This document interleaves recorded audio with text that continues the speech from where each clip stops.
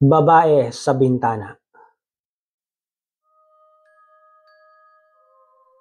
Si Bebet, isang call center agent, ay gumigising tuwing alas 11 ng gabi upang maghanda para sa kanyang graveyard shift.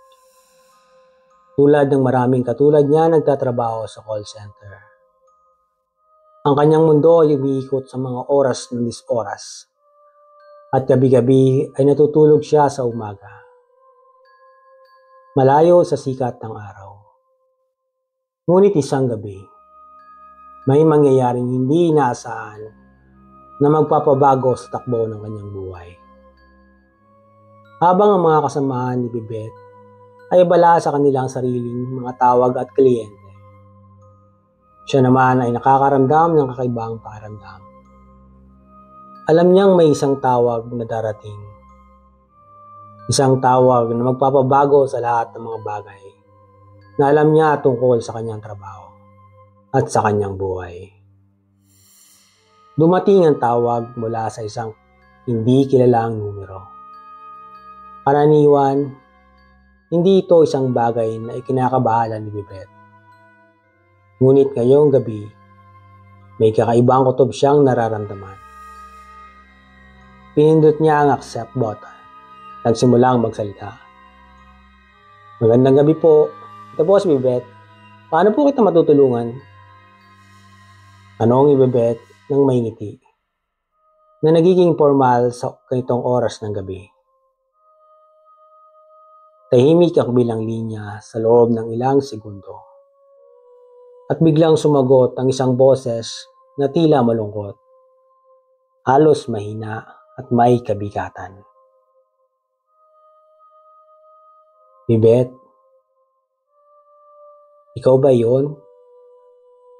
Tanong ng isang babae na may kakaunting panginginig sa boses.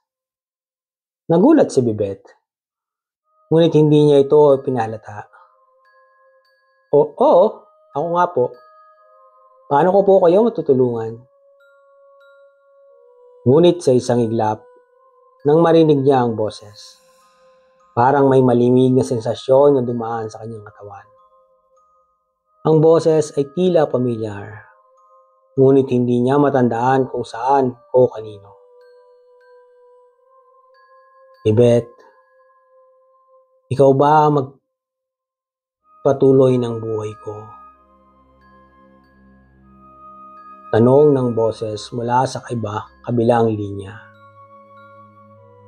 Napahinto si Bebet. Hindi alam kung paano sasagutin. Pasensya na po, hindi ko po yata kayo kilala. Pwede po bang ipaliwanag niyo kung anong ibig niyong sabihin? Tanong niya, ngunit ang kanyang boses ay may kasamang takot at kalituhan. Isang katahimikan ang bumangon sa kabilang linya. At pagkatapos ng ilang segundo, nagsalitang muli ang babae. Bebet, naririnig mo ba ako? Ang tinig ay naging mas malinaw, ngunit mas mabigat. Tinutulungan mo ba kami? Hindi na nakapagsalita si Bebet. Ang takot na nararamdaman niya ay tila sumisiksik sa kanyang dibdib. Mabilis niya ang ini-scan ang screen ng kanyang computer upang makita ang impormasyon tungkol sa tawag. Ngunit hindi siya makakita ng anumang detalye. Wala ni isang impormasyon tungkol sa caller. Kung saan ito nanggaling, tila imposibleng malaman. Alam mo ba, Bebet? Patuloy ng babae. Matagal na akong patay. Ang pangalan ko ay Ana. Ang pangalan ng babae ay tumama kay Bebet. Isang matinding panginginig ang dumaloy mula sa kanyang katawan. Si Ana? Ang tanong ni Bebet sa sarili. Napaisip siya. May isang babaeng kilala siya na may ganitong pangalan. Si Ana. isang matagal nang pumanaw na kapitbahay nila sa kanilang baryo. Namatay ito sa isang aksidente sa kalsada ilang taon na nakalilipas. Hindi makapaniwala si Bebet sa narinig. Ana? Ikaw ba yan? Bebet, gusto ko nang magpatawad. Ang boses ng babae mula sa kabilang linya ay naging malungkot at puno ng pangungulila. Nang marinig ni Bebet ang pangalan ni Ana, agad siyang nagbalik tanaw sa nakaraan. Si Ana ay isang mabait na babae at isang mabuting ina. Ngunit isang araw, sa hindi inaasahang pagkakataon, isang aksidente ang nagbago ng lahat. Si Ana ay nasagasaan ng isang mabilis na kotse sa kalsada malapit sa kanilang baryo. Matapos ang aksidente, hindi pa rin siya nakaligtas. Mabilis ang pagkamatay ni Ana at ang buong baryo ay nagluksa. Ngunit may isang bagay na nag-iwan ng hindi may paliwanag na tanong sa isipan ni Bebet. Bakit siya ngayon naririnig mula sa kanilang kabilang buhay?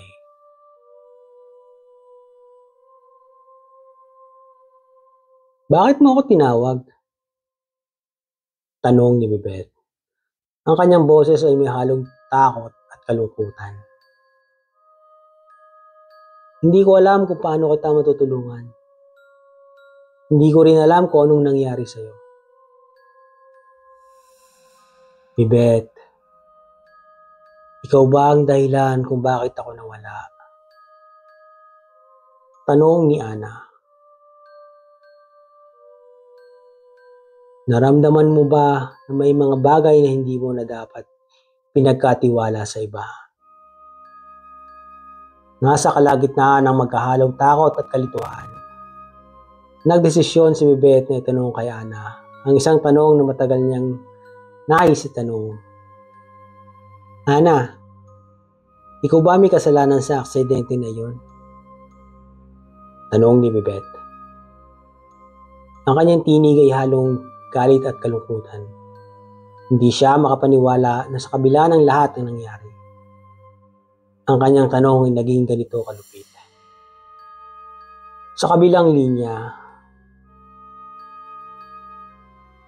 narinig ang isang malalim na hininga ni Ana. Hindi ko alam, Bebet. Wala akong kasalanan. Ngunit may isang bagay na hindi ko malimutan. May isang bagay na hindi ko nakayanan.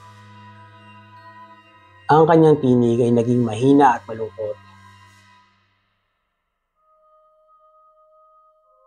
Tinutulungan ko sila, Bebet. Ngunit hindi ko ito kayang tapusin.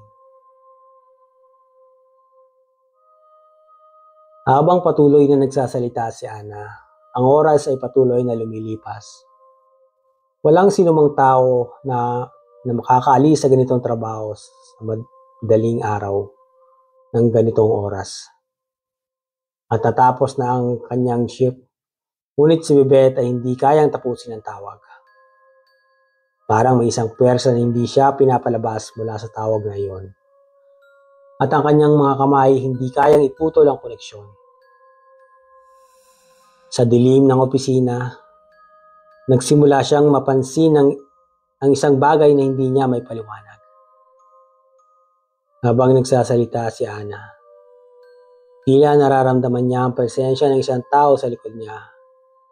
Isang malamig na hangin na parang dumadaan mula sa kanyang likod patungo sa kanyang harapan. Bumangon siya at lumingon, ngunit walang tao. Bakit hindi mo pa natutulungan ang kaluluwa mo, Ana? Tanong ni Bebet. Bakit ako ang tinawag mo? Bebet, may isang hindi natapos na pakikipag-ayos. Ang mga tanong sa ating nakaraan ay hindi pa nasasagot. Ang kaluluwa ko Hindi ko na kayang paglingkuran sila. Sagot ni Ana. Sa puntong iyon, nagbukas ang mga bintana sa opisina ni Bebet at isang malamig na hangin ang pumasok. Ang mga ilaw ay nag-flicker at naging maliwanag ang buong lugar. Ang presensya ni Aina na naging mas matindi at mas buhay kaysa dati. Ang tawag ko sa 3:00 ng umaga, Bebet, ay isang tawag na hindi mo na kayang baliwalain. Dahil sa kanyang takot, sinubukan ni Bebet na tapusin ang tawag. Ngunit sa bawat pindot niya ng end call button, ang tawag ay bumabalik. Mas lalong tumitindi ang pakiramdam ng kabigatan sa kanyang dibdib. Habang naririnig ang boses ni Ana, nagsimula si Bebet na magtaka kung ang tawag ba ay isang panaginip, isang hallucination, o ang kaluluwa ni Ana ay talagang nagbalik. Ang mga detalye ng nakaraan ay nagiging malinaw sa kanya. Si Ana ay dating may iniwang hindi nasagot ng mga tanong tungkol sa isang pagnanakaw na nangyari sa kanilang baryo.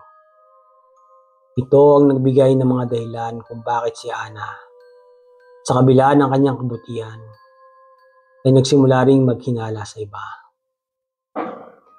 Ang mga tanong na iyon ay nagbigay daan para sa kaluluwa ni Ana na magpakita kay Bebet. Bebet, tapusin mo na ang ating usapan. Hindi ko na kayang maghintay. Dahil sa takot, napilitang sundin ni Bebet ang mga sinabi ni Ana. Isang takot na magbibigay linaw sa pagkamatay ni Ana.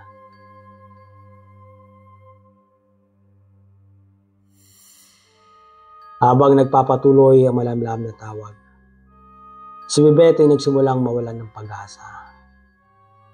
Ang hangin na pumasok sa kanyang opisina ay mas malamig. At ang pakiramdam ng isang presensya sa kanyang likuran ay tila tumindi. Lalong lumabo ang kanyang mga mata. At ang lahat ng nararamdaman niyang takot ay nagsanib sa isang magkasunod na alon ng kalungkutan at panghihinayang. Kung matagal ka ng patay, bakit kayo lang mo ako tinawag?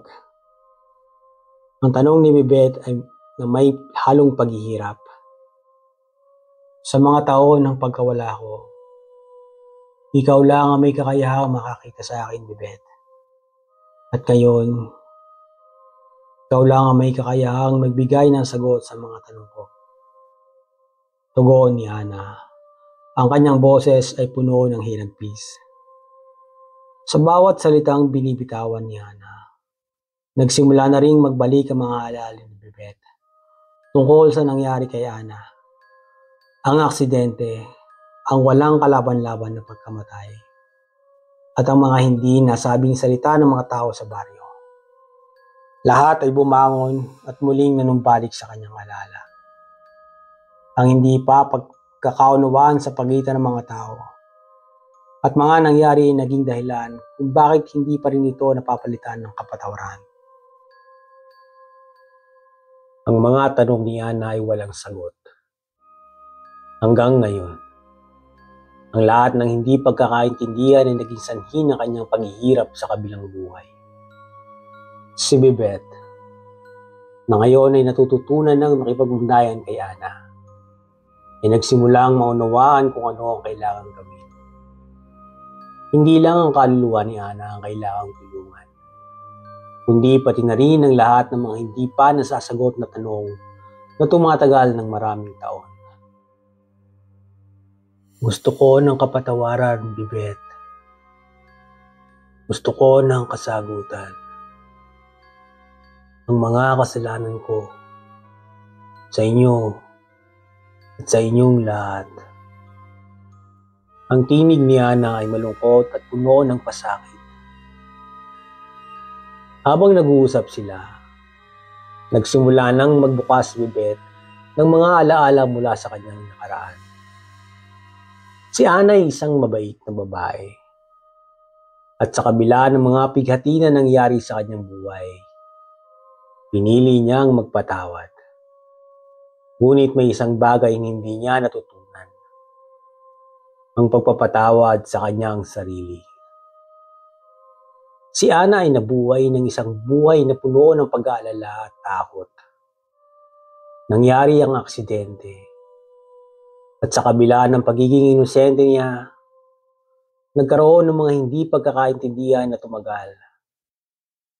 Ang mga tanong tungkol sa kanyang pagkamatay ay nagtulak kay Ana na maghintay sa kabilang buhay ng isang sagot.